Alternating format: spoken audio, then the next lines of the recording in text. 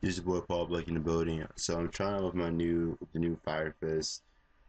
Well, not the new Fire Fist, but the new format of Fire Fist being nerds. Opened up the one wolf party. I feel that it's very weakened. It's very weakened at its one copy. I don't know how this is gonna work out, but I'm gonna make it work. I'm gonna make it work. So I'm going against Mermails. It's a pretty good matchup for for you guys to see. But at the same time, these players fail to realize you have to hold down A. If I'm playing a card, you have to hold down A. But because he didn't hold down A, he got punished for it. So he couldn't do anything about it. So he brings out a lead, which was a bit funny. I mean, he had heavy infantry in his hand. He could have prevent Bear from plussing, but because he didn't do that, I got Gyoku. I got Gyoku a lockdown spear. I'm setting down the Tenki, which was a little bit unsafe because I feel that I could have gotten Tenkin instead of actually going for the plus. But towards the end of the day, I have Leopard in my hand, so I have almost instant death. So easier to go ahead and infantry pop my Tiger King. I'm gonna go use Tiger King's effect to bring out two Ravens. Because I feel like that's the most legitimate move to make. I mean, even though I could just go for Boring Caribou, but at the same time, what happened if he has Torrential? What happened if he had Dark Hole? So that's why I didn't want to take the risk of doing that. Even though Wolfbark can suddenly end a duel, and he scooped up from there, knowing that I was gonna go off from there. Game two. All right, game two. The card that took out for the wolf part, I put in Coyote in and see how how this guy works. I mean, testing with a few games, I feel that Coyote has been putting a lot of work in. But at the same time, when you look at this matchup, I made a huge mistake. And again, this is one of the things what WK Dad said when I was on the live stream with him. If you're going against Mermails, never set MST. And because I set MST like a dumbass, what do you know? He got Spear. What do you know? Now he has Lee. Now what do you know? He has a big ass freaking Leo on the field where I have to get over it somehow. So knowing the circumstances, I had to go tribute Raven, bring out and do the swallow play because I don't want to go for a Kieran play where Leo could just run it over and shit like that. I didn't want to take the risk of it.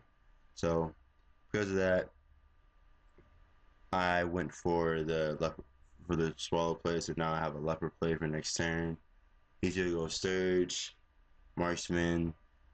Unfortunately, hits the right card, which was Skill Prisoner. I wanted him to hit the other card so I could protect it. But at the same time though, if you know that your opponent, if you know that there's a set card that doesn't threaten you, why touch it? And he did a legitimate move. I mean, it was legitimate. He kamikaze with Leo, but at the same time, though, he's in a really bad position. So I'm gonna bring out Coyote, and he's gonna bombless me. I had a thing about lancing my Coyote because I didn't want to. I mean, I could care less what Coyote does. Because Coyote is like a bait card, but at the same time, though, I was like, I'm gonna save Coyote because he's a beater. So he's after Reckless Greed, which I found pretty interesting. Well, no, it's not interesting, but I found out, that was a bad move of him because he could have activated Reckless Greed during the end phase. So he saved himself for another turn.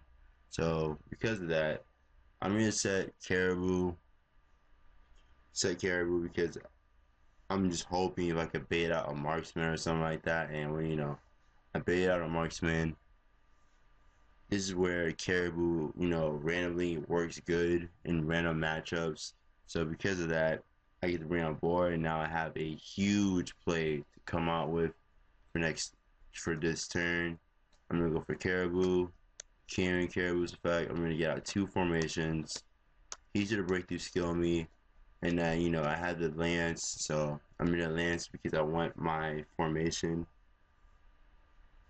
So now he has to find out how to get. Well, there's no way for him to come back from this because he's under reckless, and one Undyne is not going to do much for him at all. So I lower him down even further.